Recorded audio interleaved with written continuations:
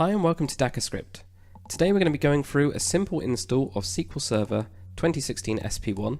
However, I'm also going to show you guys where you can find SQL Server 2017 Developer Edition as well, or Express.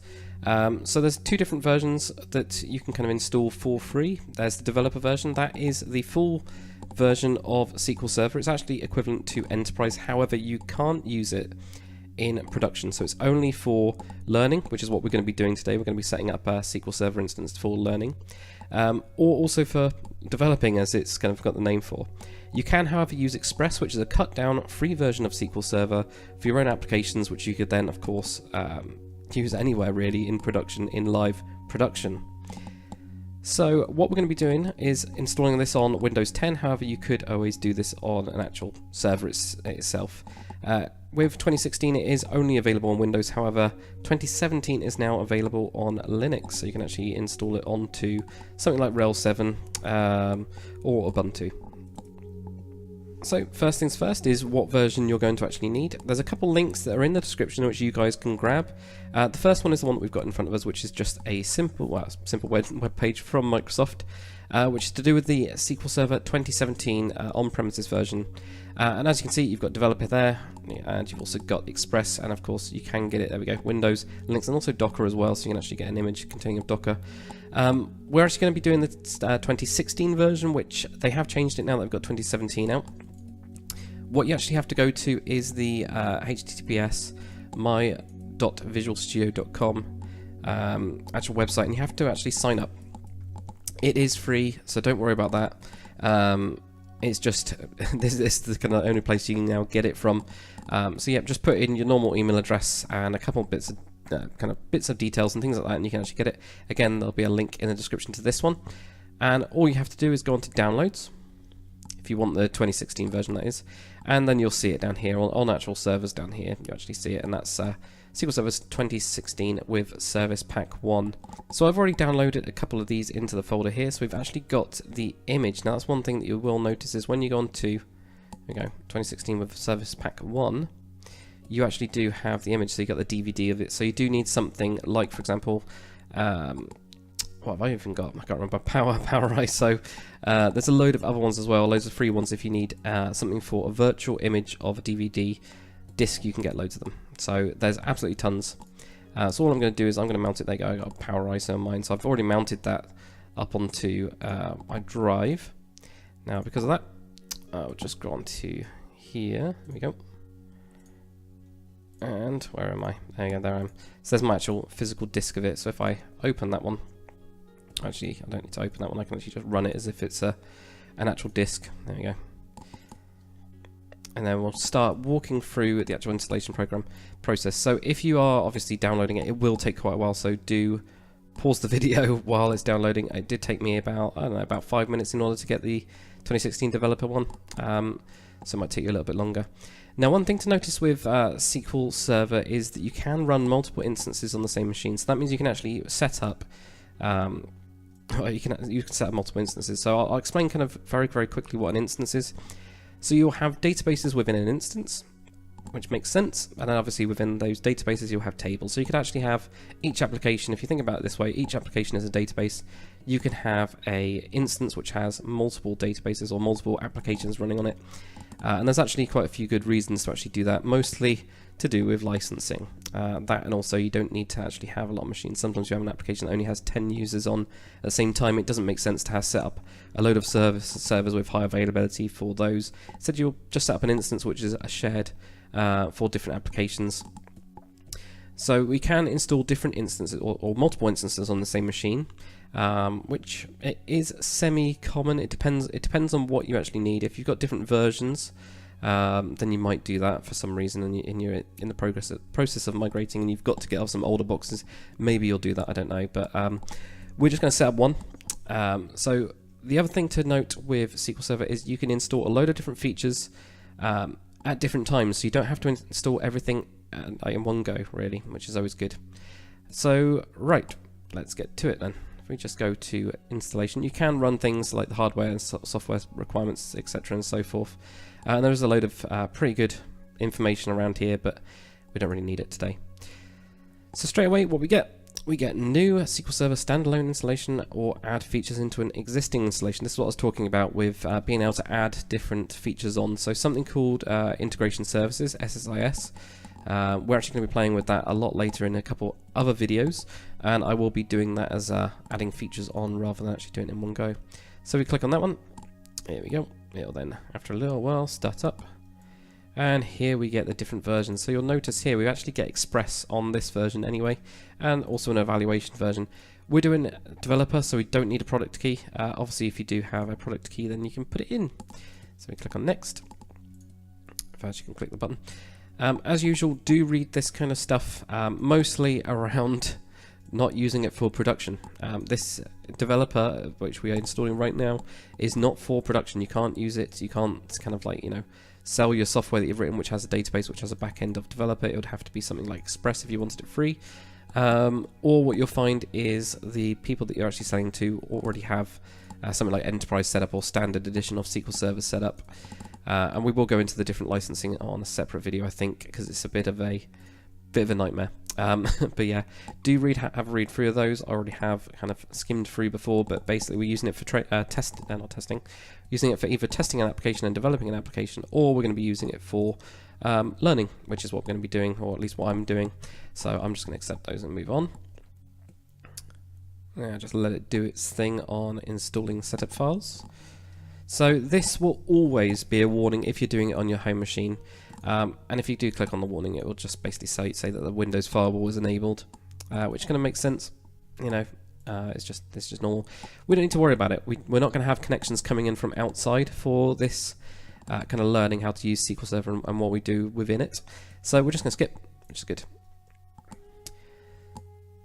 So on this kind of area here, what you can actually have is the features that I've talked about earlier. So this is to do with all the different features. SQL Server is not just a database engine. It's not just about databases. It's everything. It's a RDBMS, which is a Relational Database Management System, which sounds very, very fancy, but we'll talk about that later on. Basically, it means that it's got a lot more, so you can actually build front-end reports with your reporting services. You can do proper data mining as well, which is called something called OLAP, as you can see here.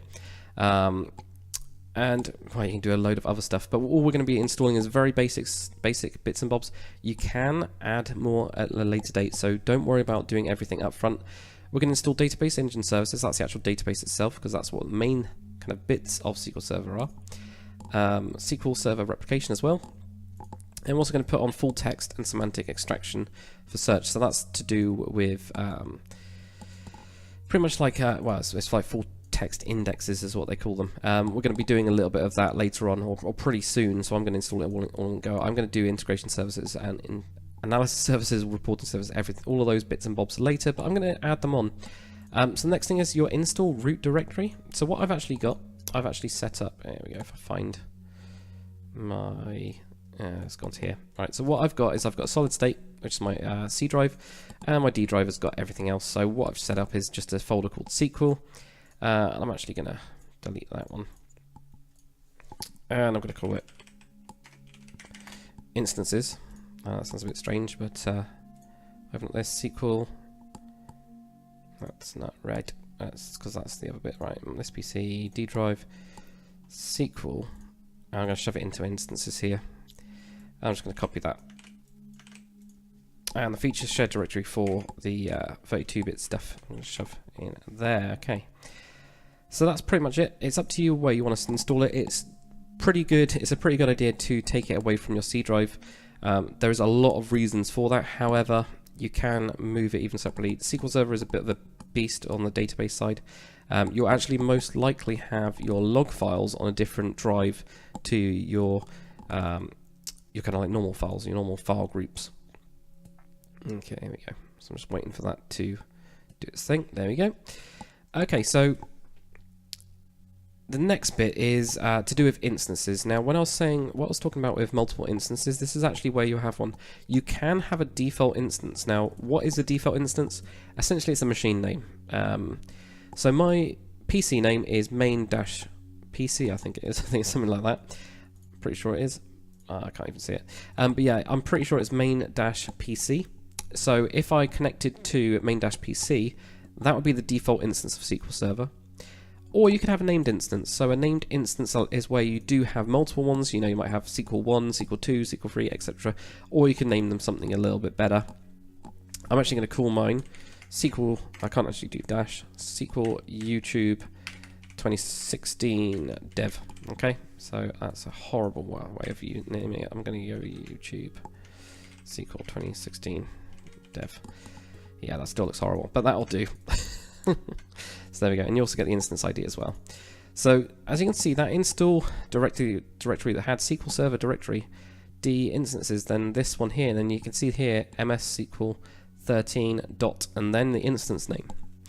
So that's where it's going to install in there. That's why I've called it instances. It's quite good naming, really good naming convention. So yeah, if you did have multiple instances already on the machine, this is where you'd have them. Okay, this is where they would actually pop up. So I'm just going to go to next.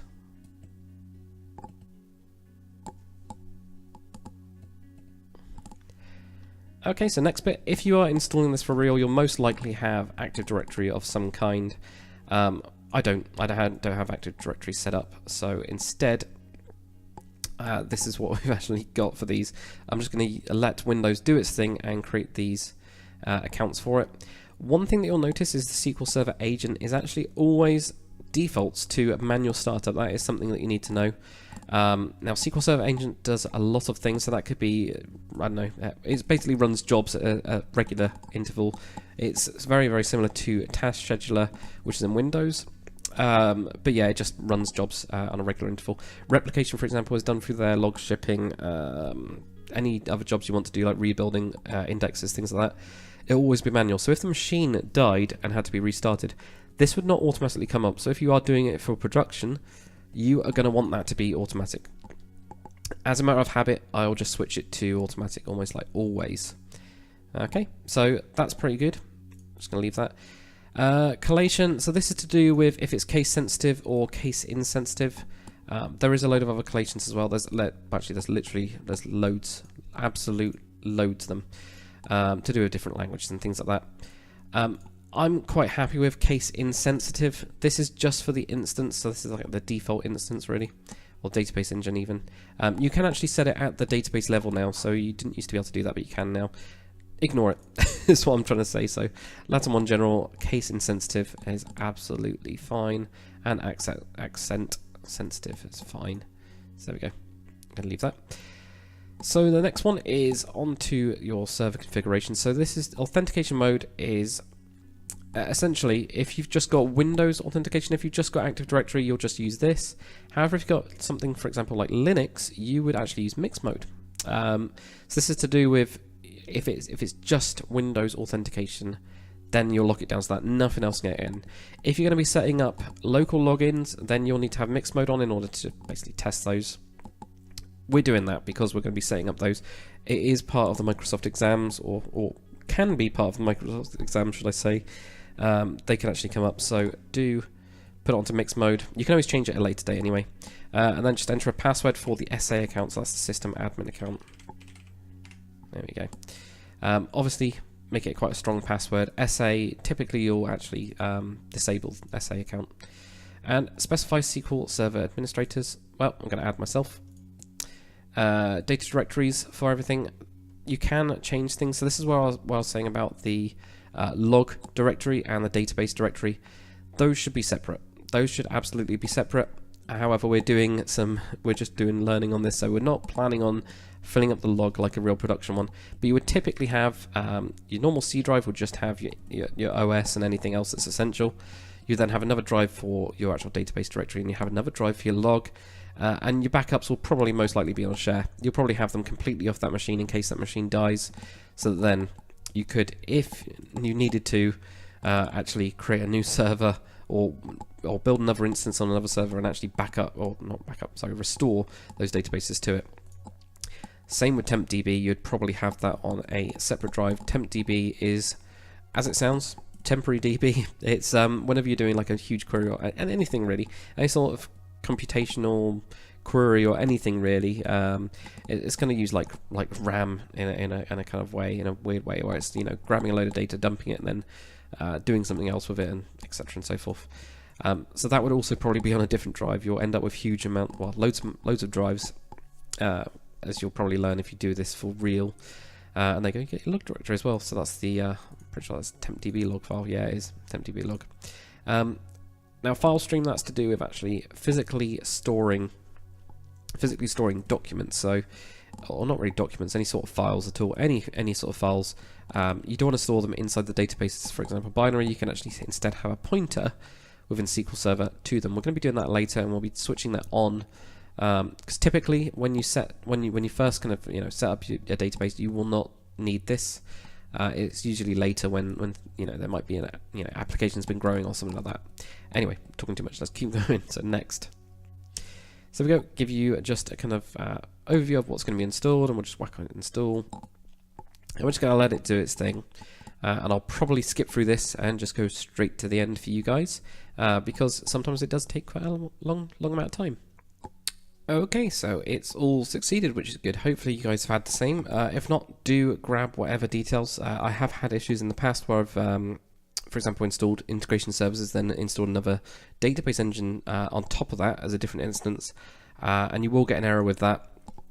I will try and recreate that if I can and put up another video if I can. If not, do Google the error. There is loads of support on the internet if you do have any problems. So if we just close this, because we're all complete, we're all good, it's all succeeded. We can now see we've got instances. We can see we've got this instance is now installed, etc. and so forth, which is good. But how do we actually access it? Well, we're going to need something called SQL Server Management Tools, SSMS. This is probably the most useful tool that you'll ever get with SQL Server. So we're going to install it as well. So if you just click on it, it will take you over here, and then we can install it. It doesn't matter about the version on this. This is one thing that you should know. It really doesn't matter about the version of SQL Server Management Studio, because it's backwards compatible. So there will sometimes be, and I have had this and got confused before, at work we actually run some SQL Server kind of instances from 2000 all the way up to 2016, and we all use the same Management Studio. Now there'll be features that are on there that you'll actually be accessing a different SQL Server instance, which is so old that it doesn't actually have those features anymore, and sometimes you'll think you can use them and you can't. So that's the only kind of difference. It's one thing to be aware of, but it tells you anyway. So it doesn't let you do anything that you can't do, because you can't do it. But it is a very good tool. So this tool will allow you to do transact SQL, allow you to write different bits of SQL, backups and restores and things like that. It's also it's a really good GUI as well, so a lot of it is built into the actual application these days. And it does have an awesome option, which is you can go through the GUI and then you can actually generate a script at the end. So you can actually see how you would script it if you wanted to do that multiple times. And of course the benefit of scripting is that then you can repeat it. So if you did have a backup and restore procedure, then you could actually do it through the GUI.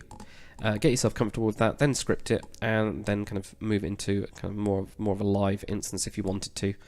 There is other ways, of course, of doing backups and restores and things like that, but that's just a very, very simple and kind of example. Right, it's done. That's good. I don't have to talk anymore. So if we just run the setup, it's quite a nice, simple setup from what I remember. It has been a little while. There we go. Here we go. We're just going to click on install. And we're going to let it do its thing. Again, I am actually going to shove it onto... Well, I think I was going to shove it onto my G drive. I can't really remember. It might not go onto the D drive. It might not even let me. But yeah, let it run its thing. Okay, so it's all completed. Now it does say that a restart is required in order to complete the setup. I'm pretty sure you actually don't need to, so I'm just going to close that. And what we're going to do is we're going to go and find it. So in SQL, there you go. Or maybe Microsoft even. Of course, it's going to be under Microsoft. So we've got Microsoft SQL Server. Well, apparently in 2018, that's to do with installs and things like that. But underneath here, oh no, it's under Data Tools. There we go. So there it is. SQL Server Management Studio 18. So let's run that. This actually might be a newer version than the version I had previously. The other thing about Management Studio is that, say if you've got loads of different servers around for SQL Server, you just install Management Studio on your PC and then you can connect to all of those. You don't have to have it on the actual box, which is really good. You can do, of course, but you don't have to. Right, so as you can see here, my PC name is because I didn't do the default instance. If I did a default instance, it would have looked like this, where it's, no it wouldn't, sorry, it wouldn't look like that. If I did a default instance, it would look like just the PC name or the server name. However, because I've done a named instance, I've got this black backslash, then YT SQL 2016 dev.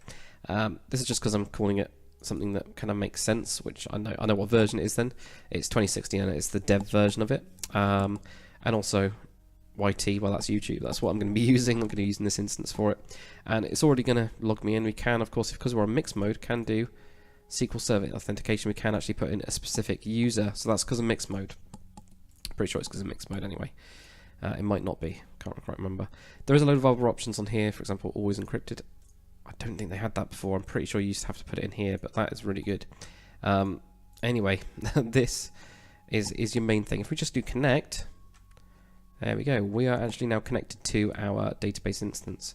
If you want to know what services it's running under, if you type in services, and obviously if you're connecting to, make sure you're on the machine that is running the SQL Server, you can then actually see it here. So if you have multiple instances, you'll just get in brackets the different instance names, which is always good. So there you go, you can see that it's got agent is running. I've set that to automatic as we saw in the startup. You can see the account that's going.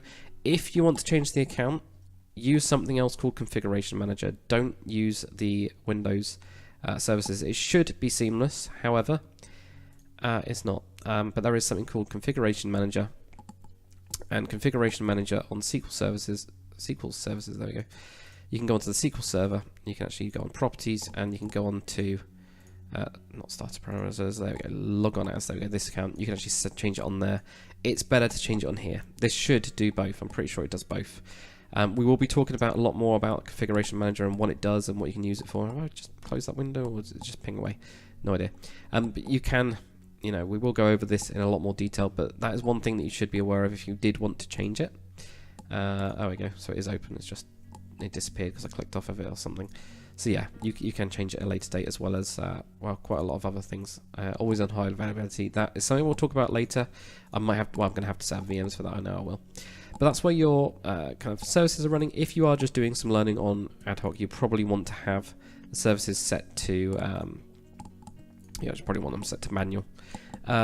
If you're doing it kind of all the time, say you're doing like a couple weeks, every day you log on, you'll probably start up SQL Server, then have it automatic. It's pretty low in terms of how much it's using, because, well, no users are actually using it, it's just you, so that's always good. But yeah, that's pretty good. Right, so next thing is we're actually going to do something else. Okay, we're going to get AdventureWorks. So this is the third link that you'll have in the description of this video. So AdventureWorks is a really good free database, which Microsoft has been using for pretty much forever, and well, it's brilliant. It's absolutely brilliant. It's got quite a bit of data in it, but it's not got too much data in it, and it's got examples of pretty much everything you'll ever want to do in SQL Server as a developer, and it also allows you to practice querying really, really easily as well.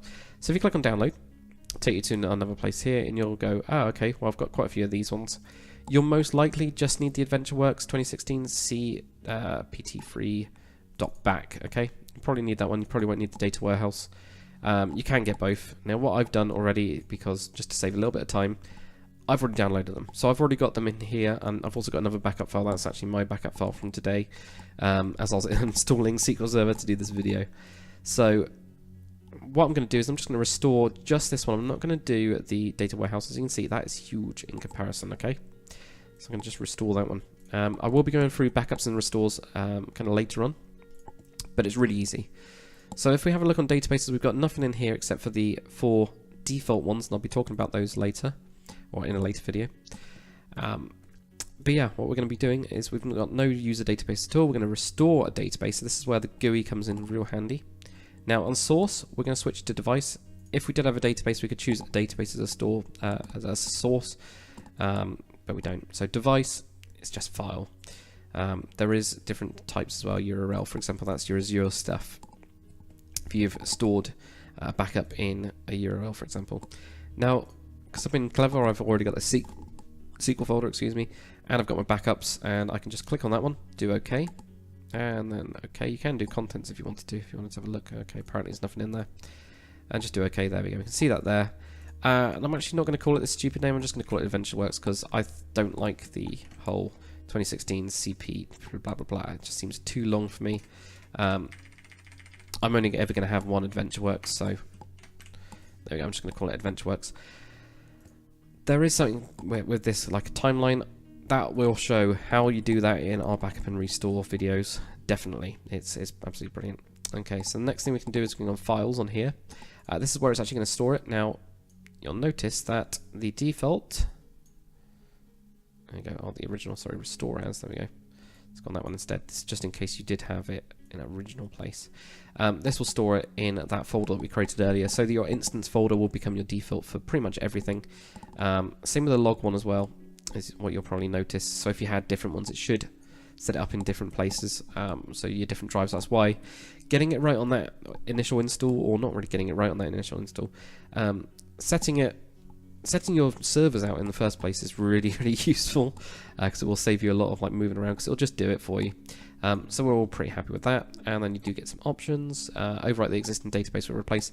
That's if you were restoring over a database. We don't really care about that. And yeah, that's pretty much it. Preserve the replication settings with replication. Nope, we don't need to worry about any of that, because we just want it to come up in full. So we're just going to do OK. And then we'll let it run. Eventually. Now, so because it is a little bit bigger, it will take a little bit of time. You can see the actual progress at the top. And you can actually, if you do script it, you can actually get the statistics to show every 1% or 2%, whatever you actually need. Now what I should have done is actually scripted it out, but I'll very quickly go on to that so you can actually see it. There we go, so it's all restored correctly. We just very quickly go over the exact same thing as we just did. Nope, didn't want to do that. Right, so there, backups, that one there, and I called it AdventureWorks files and things like that. If we just do script this time, oops, to a new query window, I'm just going to do cancel. So if you did want to do some scripting, this is where it's really useful. So you can have a look at what is going on here. You can see move and to and everything like that. So you can actually see them all. All here is a nice little script. It's actually a lot smaller than you might have thought it was. But there we go.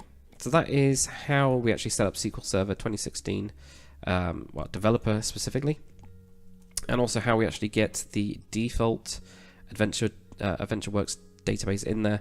So you can actually start playing around with a couple of different things. So we've got, I think it's a temporal table, that one, or system versioned, yeah. So that's something we'll be talking about later on as well. I didn't realize those were in there.